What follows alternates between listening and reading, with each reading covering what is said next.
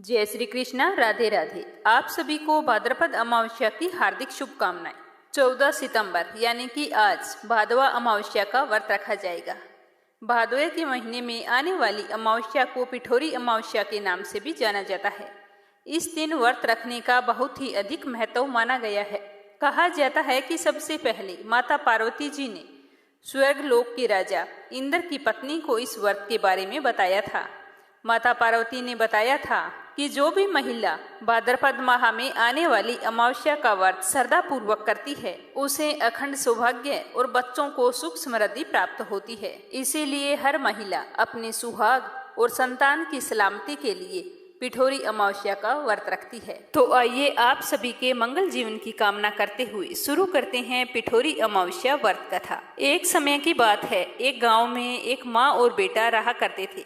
वह महिला बहुत ही गरीब थी। लोगों के घरों में काम काज करके अपना और अपने बेटे का पालन पोषण करती थी।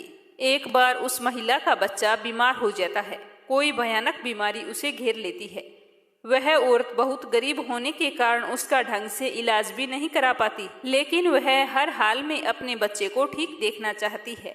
पर गरीबी के कारण करे भी तो क्या करे। वह बहुत ही दीनहीन दुखी अवस्था में इधर उधर घूमती रहती है।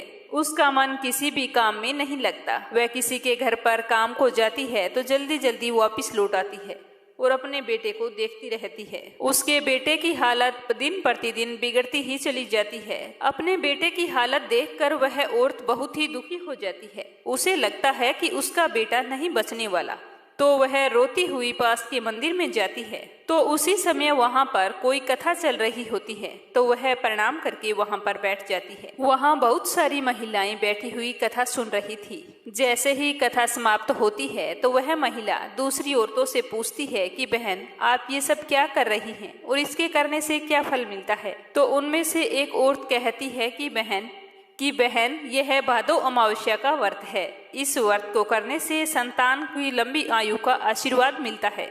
जो भी औरत इस अमावस्या का व्रत रखती है वह संतान पक्ष से कभी भी दुखी नहीं होती। उसकी संतान स्वस्थ और लंबी आयु वाली होती है। ऐसा कहकर वह कहती है कि बहन, तुम तो बहुत ही उदास दिखाई दे रही हो, क्या बात है। तो इस तरह पूछने पर वह बेटे की माँ रोने लगती है और रोते रोते अपनी सारी व्यथा उसको बताती है। तब वह महिला कहती है कि बहन, तुम अमावस्या का व्रत करो, मुझे पूरा विश्वास है कि तुम्हारा बेटा बिल्कुल स्वस्थ हो जाएगा। तो वह बोली कि मैं आज से ही इस व्रत को करना चाहती हूँ, क्योंकि अभी तक मैंने अन्न का दाना ग्रहण नहीं किया है। मैं मेरे बेटे को लेकर बहुत ही उदास हूँ। कृपया करके तुम मुझे इस व्रत की सारी विधि और कथा के बारे में बताओ।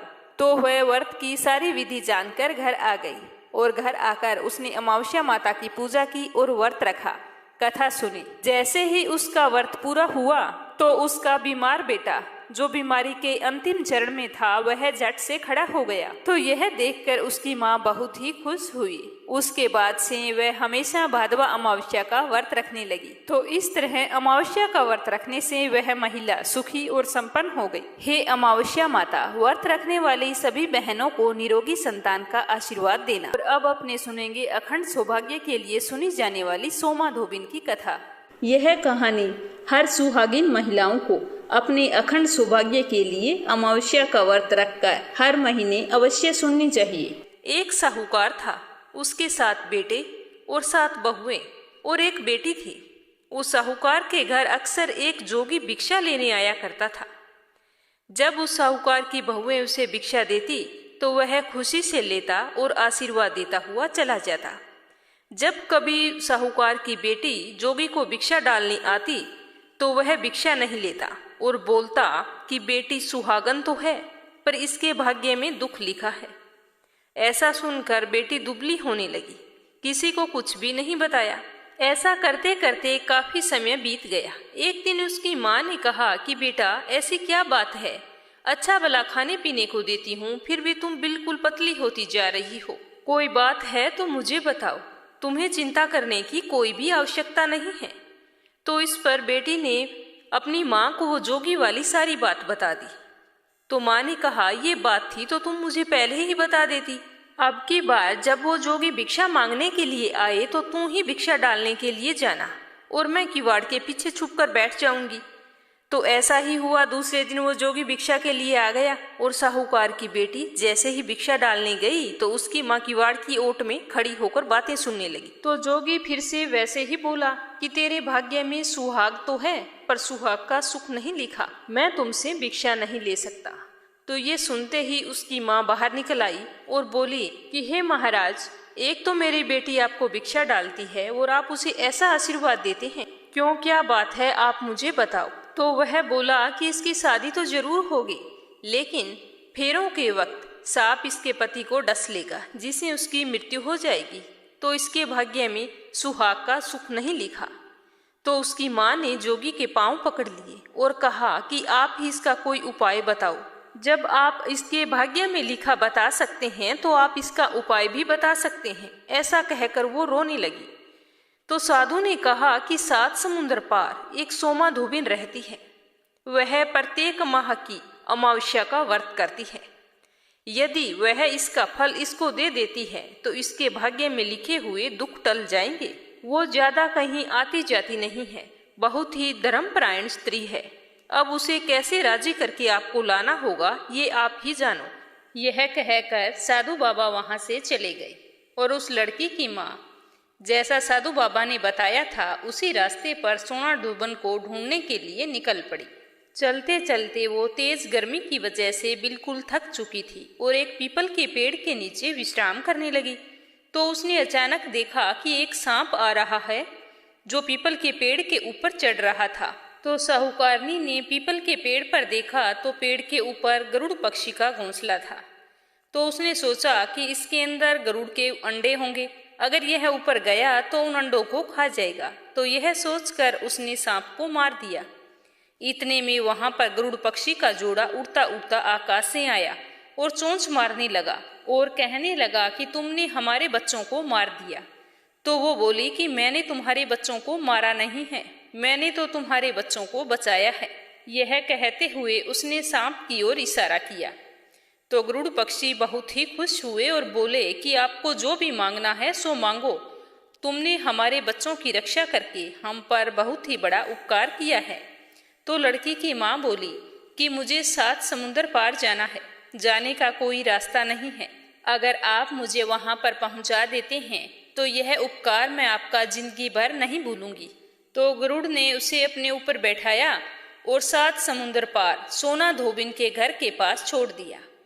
वहां पर उस लड़की की माँ ने देखा कि सोना धोबन के 7 बहुएं और बेटे थे। बहुएं काम के लिए अक्सर लड़ती थी। तो सोना धोबिन ने सोचा कि यही एक मौका है सोना धोबिन को खुश करने का। उस दिन से उसने उसके घर का सारा काम करना शुरू कर दिया। जब सोना धोबिन सुबह उठती तो उससे पहले सारा घर का काम किया हुआ होता, झाड़ू लगाना, पानी भरना, पशुओं को चारा डालना, सारा काम किया होता। तो सोना धोबिन ने सोचा कि पहले तो मेरी बहुएं इतनी काम के लिए लड़ाई करती थी, अब सूर्योदय होने से पहले ही सारा काम निपटा देती है। तो कौन सी बहू है जो ऐसा करती है, मुझे छुप कर देखना होगा। अगले दिन सोना धोबिन सुबह जल्दी उठी और छुप कर बैठ गई। तो उसने देखा मुँह अंधेरे एक औरत आई और उसने घर का सारा काम निपटाया। जैसे ही वो जाने लगी तो सोना धोबिन ने उसे पकड़ लिया और कहा कि तू मेरे घर का सारा काम ऐसे चोरी छुपे क्यों करके जाती हो? यह पाप तूने मेरे ऊपर चढ़ा दिया है, इसे मैं कैसे उतारूंगी? तो साहूकारनी ने अपने हाथ जोड़ दिए और बड़े ही दीन स्वर में वो साधु बाबा वाली सारी बात सोना धोबिन को बता दी। तो सोना धोबिन अमावस्या का पुण्य फल उसकी बेटी को देने के लिए तैयार हो गई और कहा कि मैं तेरे साथ चलती हूँ। सोना धोबिन ने अपने बेटे और बहुओं से कहा कि जब तक मैं लौट कर ना आऊं तो आपको घर से बाहर नहीं जाना है और ना ही किसी को घर के अंदर आने देना है। यह कहकर सोना धोबिन साहूकारनी के साथ उसके घर आ गई। अब उसकी बेटी का विवाह तय किया गया। फेरों वाले दिन जब दूल्हा और दुल्हन मंडप में बैठे तो दूल्हे के पास सोना धोबिन मिट्टी की हांडी और कच्चा दूध और कच्चा सूत लेकर बैठ गई। इतने में दूल्हे को डसने के लिए काला सांप आया। तो सोमा धोबिन ने उसे हांडी में डाला और कच्चे सूत से हांडी बांध दी। लेकिन यह सब जब दूल्हे ने अपनी आंखों से देखा तो डर के मारे उसकी मौत हो गई। तो यह देख साहूकारनी रोने लगी और हाथ जोड़कर सोमा धोबिन से कहा कि अब आप ही मेरे बेटे का जीवन बचा सकती हो। तो सोमा धोबिन ने उसके ऊपर कच्चे दूध के छींटे दिए और कहा कि आज तक जितनी भी मैंने अमावस्या की है उसका पुण्य साहूकार की बेटी को लग जाए और आने वाली अमावस्या का व्रत करूं वो मेरे पति को लगे। इतना बोलते ही दूल्हा खड़ा हो गया। विधि विधान से उनके फेरे पूरे हुए और हंसी खुशी से बेटी की विदाई कर दी गई। सारे लोग अपने अपने घर चले गए। जब सोमा धोबिन जाने लगी तो साहूकारनी बोली कि मैं आपको क्या दूं? तब सोमा धोबिन बोली कि मुझे क्या चाहिए, बस एक मिट्टी की हांडी दे दो। रास्ते में सुखिया अमावस आई तो उसने हांडी के 108 टुकड़े करके पीपल के नीचे रखे और 13 टुकड़े एक जगह रखे और पीपल के पेड़ की 108 परिक्रमा करके उन टुकड़ों को पीपल की जड़ में दबा दिया और घर जाने लगी। घर आई तो उसका पति मरा हुआ पड़ा था, तो उसने पति पर सुहाग का छींटा दिया और कहा कि आज जो मैंने अमावस्या का व्रत किया है उसका फल मेरे पति को मिले। ऐसा कहते ही उसका पति जीवित हो गया। तो अमावस्या का व्रत करने के बाद सोमा धोबिन के घर एक ब्राह्मण आया करता था। उसे सोमा धोबिन दान पुण्य किया करती थी। तो उस दिन भी वो ब्राह्मण आया और बोला कि अमावस्या का जो भी दान किया है वो मुझे दे दो। तो सोमा धोबिन बोली कि रास्ते में अमावस्या आई थी, कुछ नहीं कर पाई और जो कुछ किया था वो पीपल के पेड़ के नीचे ही गाड़ कर आ गई। तुम वहां पर जाकर वो ले लेना। तो ब्राह्मण ने वहां जाकर वो जगह खोदी तो देखा वहां पर 108 और 13 सोने के टुकड़े रखे हुए थे। वो उन टुकड़ों को इकट्ठा करके उसके घर आया और सोमा धोबिन से बोला कि इतना धर्म किया, इतना दान किया और कहती हो कुछ भी नहीं किया। तो सोमा धोबिन बोली ये तुम्हारे भाग का है, आप ले जाओ, मैंने तो कुछ भी नहीं किया। तो ब्राह्मण बोला कि मेरा तो चौथा हिस्सा है, बाकी 3 हिस्से आपके हैं, जिसकी भी आपकी इच्छा हो आप उसे दे देना। तो सोमा धोबिन ने पाठशाला, प्याऊ, धर्मशाला, कुएं, बावड़ी आदि बनाने में वो सारा सोना लगा दिया और ब्राह्मण ने पूरे नगर में ढिंडोरा पिटवाया कि सारे लोग अमावस्या का व्रत करें और पूरी श्रद्धा से सच्चे मन से पीपल वृक्ष की पूजा करें और दान पुण्य करें। हे अमावस माता, जैसा आपने साहूकार की बेटी को अमर सुहाग दिया वैसा सबको देना, कहानी सुनने वाले को और कहानी कहने वाले को। बोलो अमावस्या माता की जय हो। अब सुनेंगे सुखी अमावस्या की कथा। बोलो श्री हरि विष्णु की जय हो। बोलो भोलेनाथ की जय हो। एक बार की बात है, एक ब्राह्मण और एक ब्राह्मणी रहते थे। वे दोनों भगवान के पक्के भगत थे। घर में उनके सब कुछ था, परंतु उनके संतान न होने के कारण वे बहुत ही दुखी रहते थे। भगवान की पूजा आराधना करते सालों बीत चुके थे, लेकिन उनके घर में संतान की प्राप्ति नहीं हुई। एक दिन ब्राह्मण ने अति दुखी हो अपनी पत्नी से कहा कि मैं वन में तपस्या के लिए जा रहा हूँ। जंगल में जाकर कड़ी तपस्या करूँगा, क्या पता हमें भी संतान सुख प्राप्त हो जाए। ऐसा कहकर ब्राह्मण तपस्या के लिए वन में चला गया और वहां जाकर कठोर तपस्या करने लगा। तपस्या करते करते सालों बीत चुके थे, लेकिन उसका कोई निष्कर्ष नहीं निकला। भगवान ने ब्राह्मण को दर्शन नहीं दिए तो ब्राह्मण बहुत ही दुखी हुआ और वह सोचने लगा कि इस व्यर्थ के जीवन का क्या फायदा, मैं अपने जीवन को समाप्त कर देता हूँ। इस प्रकार सोचकर वह पेड़ की डाली पर फांसी का फंदा लगाकर मरने को तैयार हो गया। जैसे ही वह फांसी का फंदा गले में डालकर कूदने ही वाला था, तभी सुखी अमावस्या प्रकट होकर बोली कि हे ब्राह्मण, ये तू क्या कर रहा है? आत्महत्या करना महापाप है। तो ब्राह्मण ने कहा कि मैं क्या करूं? मैं हमेशा से भगवान की भक्ति करता आ रहा हूँ, मुझे एक संतान का सुख भी प्राप्त नहीं हुआ, तो उस मेरी भक्ति का क्या फायदा हुआ?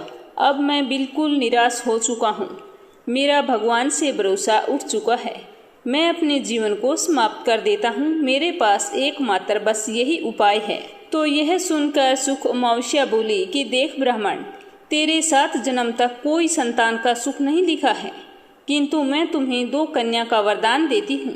तू आज अपने घर लौट जा। आज से 9 महीने बाद तुम्हारे घर 2 कन्याओं का जन्म होगा। एक कन्या का नाम अमावस्या रखना और दूसरी का नाम पूनम रख देना, और तुम्हारी पत्नी से कह देना कि सुख अमावस्या का व्रत करे। अमावस्या के दिन 1 कटोरी चावल भरकर उस पर दक्षिणा रखकर किसी मंदिर में दे आना। ऐसा 1 साल तक करना है। 1 कटोरी चावल सहित दान करते रहना। ब्राह्मण को इस प्रकार वरदान देकर सुख अमावस्या अंतर्ध्यान हो गई। वरदान पाकर ब्राह्मण बहुत ही खुश हुआ और खुशी खुशी घर लौट आया। घर आकर अपनी पत्नी को सारी बात बताई। सुनकर ब्राह्मणी को भी बहुत ही खुशी हुई। उसके बाद उसने हर माह आने वाली अमावस्या के व्रत शुरू कर दिए। विधि पूर्वक व्रत रखती, कथा सुनती और 1 कटोरी चावल से भरकर दान कर देती। वरदान के अनुसार 9 महीने बाद ब्राह्मण के यहाँ 2 कन्याओं ने जन्म लिया। तो ब्राह्मण ने सुख अमावस्या के कहे अनुसार एक कन्या का नाम अमावस्या रखा और दूसरी का नाम पूनम रखा। इस तरह संतान सुख पाकर ब्राह्मण और ब्राह्मणी बहुत ही खुश रहते थे। धीरे धीरे समय बीतता गया। दोनों कन्याएं बड़ी हो गई। ब्राह्मण की बड़ी बेटी अमावस धार्मिक प्रवृत्ति की थी। वह प्रतिदिन भगवान की पूजा पाठ करती और व्रत रखती, लेकिन छोटी बेटी पूर्णिमा भगवान में बिल्कुल भी विश्वास नहीं रखती थी। वह भगवान को मानती भी नहीं थी और अपनी बड़ी बहन को ऐसा करने से भी मना किया करती थी। एक दिन ब्राह्मणी ने ब्राह्मण से कहा कि स्वामी, हमारी दोनों कन्याएं विवाह योग्य हो गई है। कोई अच्छे से घर और वर की तलाश करके इनकी शादी हमें कर देनी चाहिए। तो ब्राह्मण ने कहा कि बात तो तुम ठीक कह रही हो। दूसरे ही दिन ब्राह्मण अपनी कन्याओं के लिए वर की तलाश में निकल पड़ा। कुछ ही समय में ब्राह्मण को अपनी बेटियों के लिए मनपसंद घर और वर मिल गया। तो ब्राह्मण ने रिश्ता पक्का कर दिया। दोनों बहनों का रिश्ता अलग अलग गांव में तय हुआ। दोनों बहनों के ससुराल वाले धनी और संपन्न थे। सगाई तय करके ब्राह्मण घर आ गया। घर आकर उसने ब्राह्मणी को सारी बात बताई। तो सुनकर ब्राह्मणी बहुत ही खुश हुई और भगवान को धन्यवाद देने लगी कि जैसी सुंदर मेरी बेटियां हैं, वैसे ही सुंदर घर और वर मिल गए हैं। प्रभु आपका बहुत बहुत धन्यवाद।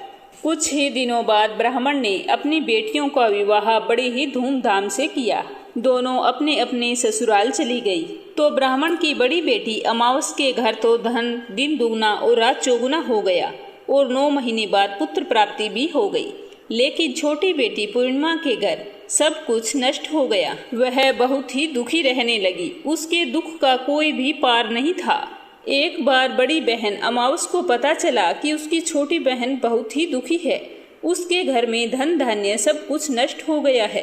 तो वह खाने पीने का सामान और खूब सारा धन लेकर गाड़ी भरकर अपनी बहन के घर गई और पूछा कि पूनम, क्या बात है?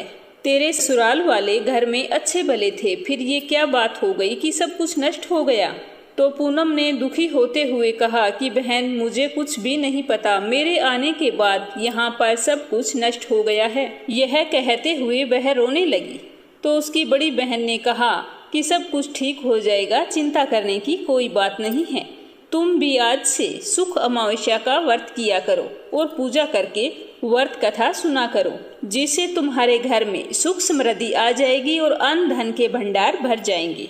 तुम ऐसा करना कि 1 साल तक अमावस के व्रत करना और हर अमावस्या को 1 कटोरी चावल से भरकर दक्षिणा दान कर देना। तो यह सुनकर पूनम को थोड़ी खुशी हुई कि शायद मेरे भाग भी सुधर जाएं। तो पूनम ने अमावस्या के कहे अनुसार आने वाली अमावस्या को व्रत रखना शुरू कर दिया और 1 कटोरी चावल से भरकर दान करने लगी। तो थोड़े ही दिनों में उसके घर में सुख समृद्धि और धन धान्य की प्राप्ति हुई। 9 महीने बाद बहुत ही सुंदर पुत्र को जन्म दिया। तो इस तरह अमावस के व्रत करने से वह सुखी और संपन्न हो गई।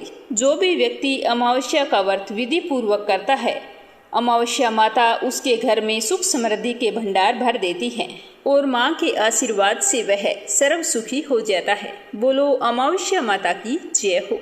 तो चलिए अब सुनते हैं गणेश जी की कहानी, जो हर व्रत कथा के बाद में अवश्य सुननी चाहिए। बोलो गणेश गजानन की जय हो। एक बार गणेश जी एक छोटे से बालक के रूप में चिमटी में चावल और चम्मच में दूध लेकर निकले और वो हर किसी से कह रहे थे कि कोई मुझे खीर बना दो, कोई मुझे खीर बना दो। तो सारे हंस रहे थे कि बोले भला इतने से दूध से और चावल से कभी खीर बनती है? तभी एक बुढ़िया माई बैठी थी, तो उसने कहा ला बेटा मैं बना देती हूँ। तो ऐसा कहकर वह बुढ़िया माई चूल्हे पर एक छोटा सा बर्तन चढ़ाने लगी। तब गणेश जी ने कहा कि दादी माँ छोटी भगोनी मत चढ़ाओ, तुम्हारे घर में जो सबसे बड़ा बर्तन है वही चढ़ा दो। तो बुढ़िया ने सबसे बड़ा बर्तन था वो चढ़ा दिया। अब जैसे ही खीर और चावल उसमें डाले तो देखती ही रह गई। जो थोड़े से चावल थे, जैसे ही कि उसमें उफान आया तो वह बर्तन पूरी तरह से भर गया और खीर में बहुत ही अच्छी खुशबू आने लगी। तो गणेश जी ने कहा कि दादी माँ, मैं नहा कर आता हूँ, फिर आकर खीर खाऊंगा। तो खीर तो तैयार हो गई थी। खीर को देखकर बुढ़िया के पोते पोती खीर खाने के लिए रोने लगे। तो बुढ़िया माई ने कहा, गणेश जी तेरे भोग लगाना। यह कहकर चूल्हे में थोड़ी सी खीर डाली और कटोरी भरकर बच्चों को दे दी। तो बुढ़िया की पड़ोसन छत पर से देख रही थी। तो बुढ़िया ने सोचा कि यह तो गणेश जी को चुगली कर देगी। तो उसने एक कटोरा खीर का भरा और उसको भी पकड़ा दिया। जब यह सब कुछ बुढ़िया की बहू ने देखा तो सोचा कि इस तरह से तो यह खीर खत्म हो जाएगी और मुझे तो खाने के लिए मिलेगी नहीं। तो उसने भी जल्दी से एक बड़ा सारा कटोरा खीर का भरा और खा लिया और कटोरे को चक्की के नीचे छुपा दिया। गणेश जी तो अभी आए नहीं थे, तो बुढ़िया को भी भूख लगी थी। तो उसने भी एक कटोरा खीर का भरा और किवाड़ के पीछे बैठकर एक बार फिर से कहने लगी कि गणेश जी आपको भोग लगे, कहकर खाना शुरू कर दिया। तभी गणेश जी आ गए। तो बुढ़िया ने गणेश जी को देखते ही कहा कि आजा रे गणेशिया, खीर खा ले, मैं तो तेरी ही राह देख रही थी।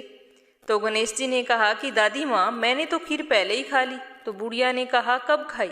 तो गणेश जी ने कहा, जब तेरे पोता पोती ने खीर खाई तब मैंने खाई, जब तेरी पड़ोसन ने खीर खाई तब भी मैंने खाई, और जब तेरी बहू ने खीर खाई तब भी खाई, और अब जब तुम खीर खा रही है तो मेरा पेट तो पूरी तरह से भर गया है। बुढ़िया माई, तूने तो मेरा नाम लेकर भोग तो लगाया, तेरी बहू ने तो वो भी नहीं लगाया।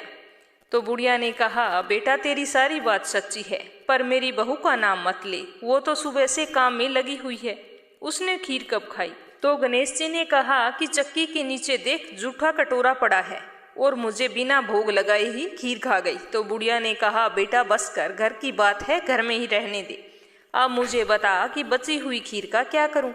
तो गणेश जी ने कहा कि पूरे नगर को न्योता दे दो और भोजन करवा दो। तो बुढ़िया ने पूरी नगरी को भोजन करवा दिया, फिर भी वो बर्तन पूरा ही भरा था। धीरे धीरे यह खबर राजा तक पहुंच गई। तो राजा ने उस बर्तन को महल में मंगवा लिया और बुढ़िया से कहा कि बुढ़िया, तेरे घर ऐसे बर्तन का क्या काम, ऐसा बर्तन तो राजमहल में अच्छा लगता है। तो बुढ़िया ने कहा कि ठीक है राजा जी, आप ले लो। तो राजा ने खीर का बर्तन महल में जैसे ही रखा, रखते ही खीर में कीड़े मकोड़े बिच्छू पैदा हो गए और खीर में बहुत बुरी तरह से दुर्गंध आने लगी। तो यह देखकर राजा ने बुढ़िया को बुलाया और कहा कि बुढ़िया, ये बर्तन ले जा, जा मैंने तुमको दिया। तो बुढ़िया ने कहा कि राजा, अगर आप देते तो पहले देते, यह तो बर्तन मुझे मेरे गणेश जी ने दिया है। तो बुढ़िया ने बर्तन वापस उठाया और अपने झोंपड़े में ले गई। तो उसके झोंपड़े में आते ही खीर तो सुगंधित हो गई, सारे बिच्छू कांकड़े सब गायब हो गए।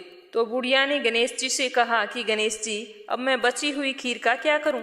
तो गणेश जी ने कहा कि झोंपड़ी के कोने में खड्डा खोदकर गाड़ दो, उसी जगह सुबह उठकर वापस खोदोगी तो धन के 2 घड़े भरे हुए तुम्हें मिलेंगे। ऐसा कहकर गणेश जी तो अंतर्ध्यान हो गई और जाते समय झोंपड़ी के लात मार गए। तो लात मारते ही झोंपड़ी के स्थान पर महल खड़ा हो गया।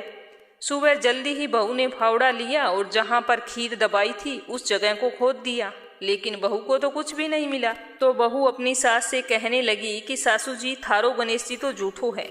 तो सासू ने कहा, बहू मारो गणेश झूठो नहीं है, ला मैं देखती हूँ। तो वह फावड़ा लेकर देखने लगी तो टन टन करते हुए 2 घड़े धन के भरे हुए निकल आए। तो बहू ने कहा, सासू जी, गणेश जी तो साचो है, मैं ही झूठी हूँ। तो सास ने कहा कि गणेश जी तो भावनाओं का भूखा है। यह कहकर बुढ़िया ने जोर से कहा कि बोलो गणेश गजानन की जय हो। हे गणेश जी, जैसा आपने बुढ़िया को दिया वैसा सबको देना, जैसा राजा को दिया वैसा किसी को ना देना। लपसी और तपसी की कहानी। एक लपसी था, एक तपसी था। तपसी हमेशा भगवान की तपस्या करता था, लेकिन उसे चोरी करने की आदत थी। लपसी हमेशा 1.25 सेर की लापसी बनाता और पहले भगवान को भोग लगाता, उसके बाद में स्वयं भोजन करता। दोनों भाइयों का यही नियम था। तो एक दिन कोई बात को लेकर दोनों में कहासुनी हो गई। तो तपसी बोला कि मैं रोजाना भगवान की तपस्या करता हूँ, इसीलिए मैं बड़ा हूँ। तो लपसी बोला कि मैं रोज भगवान को 1.25 सेर लापसी का भोग लगाता हूँ, इसीलिए मैं बड़ा हूँ। ऐसा कहते हुए दोनों जोर जोर से लड़ने लगे। तभी वहां से नारद जी गुजर रहे थे। दोनों को लड़ता हुआ देखकर वहां आए और उनसे पूछा कि तुम दोनों लड़ क्यों रहे हो? तो दोनों ने अपने आप को बड़ा बताया और साथ में बड़ा होने का कारण भी बताया। तो नारद जी बोले कि मैं तुम्हारा फैसला कर दूंगा, कल आऊंगा, बता दूंगा भी कौन बड़ा है। दूसरे दिन लपसी और तपसी नहाकर अपनी रोज की भक्ति करने आए तो नारद जी ने छुपकर 1.25 करोड़ की एक एक अंगूठी उन दोनों के आगे रख दी। जैसे ही भक्ति करते हुए तपसी की नजर उस अंगूठी पर पड़ी तो उसने चुपचाप से उठाई और अपने पैर के नीचे दबा ली। लपसी की नजर अंगूठी पर पड़ी लेकिन उसने ध्यान नहीं दिया। उसने पहले भगवान को भोग लगाया और फिर स्वयं भोजन करने के लिए बैठ गया। थोड़ी देर बाद नारद जी सामने आए तो दोनों ने पूछा कि अब बताओ हम में से कौन बड़ा है। तो नारद जी ने तपसी से खड़ा होने के लिए कहा तो वो खड़ा हुआ तो उसके पैर के नीचे दबी हुई अंगूठी दिखाई दी। तो नारद जी ने तपसी से कहा, तपस्या तो तुम करते हो, इतनी तपस्या करने के बाद भी तुम्हारी चोरी करने की आदत नहीं गई। ये अंगूठी मैंने ही तुम दोनों के आगे रखी थी। मैं ये देखना चाहता था कि तुम दोनों में से किन के मन में लालच है। तो तूने तो अंगूठी दिखाई पड़ते ही झट से अपने पैर के नीचे दबा ली। लेकिन लपसी का ध्यान अंगूठी पर जाने के बाद भी लपसी ने अंगूठी को ना ही उठाया और ना ही ध्यान किया। उसने सिर्फ अपने भगवान जी में ही ध्यान रखा, उन्हें भोग लगाया और बाद में स्वयं भोजन करने लगा। इसीलिए लपसी बड़ा है और तुम्हें तुम्हारी तपस्या का कोई भी फल नहीं मिलने वाला। जितनी चाहे मर्जी तुम तपस्या कर लो, तुम्हें इसका कोई भी फल नहीं मिलेगा। तो तपसी को यह सुनकर बहुत ही दुख हुआ और वह शर्मिंदा होकर नारद जी से माफी मांगने लगा और कहने लगा कि आज तक की मेरी गलती माफ करो और मुझे बताओ कि मुझे मेरी तपस्या का फल कैसे मिलेगा। आज के बाद कभी भी मैं चोरी नहीं करूंगा। तो नारद जी ने कहा कि यदि कोई गाय और कुत्ते की रोटी नहीं बनाएगा तो उसका फल तुझे मिलेगा। यदि कोई आदमी ब्राह्मण को भोजन करवाकर उसे दक्षिणा नहीं देगा तो उसका फल भी तुझे ही मिलेगा। अगर किसी को सूट, तीवल, साड़ी अगर हम देते हैं, उसके ऊपर अगर भेंट स्वरूप कुछ रुपए नहीं देंगे तो उसका फल भी तुझे ही मिलेगा। अगर कोई व्यक्ति दिए से दिया जलाएगा तो उसका फल भी तुझे ही मिलेगा। अगर कोई औरत आंगन लीपकर चौका नहीं लीपेगी तो उसका फल भी तुझे ही मिलेगा। यदि कोई व्रत कथा में सारी कहानी सुन ले लेकिन तुम्हारी कहानी ना सुने तो उसका फल भी तुझे ही मिलेगा। उसी दिन से हर व्रत कथा और कहानी के साथ लपसी तपसी की कहानी कहीं और सुनी जाती है। तो ये थी अमावस व्रत में सुनी जाने वाली संपूर्ण कथा। सुनकर आपको कैसा लगा कमेंट बॉक्स में बताना और कमेंट बॉक्स में जय हो अमावस्या माता की, जय हो शिव गौरी गणेश की अवश्य लिखना। इस चैनल को अगर आपने सब्सक्राइब नहीं किया है तो जरूर करना। भगवान भोलेनाथ और अमावस्या माता आपकी सारी मनोकामनाएं पूर्ण करें। जय श्री कृष्णा, राधे राधे।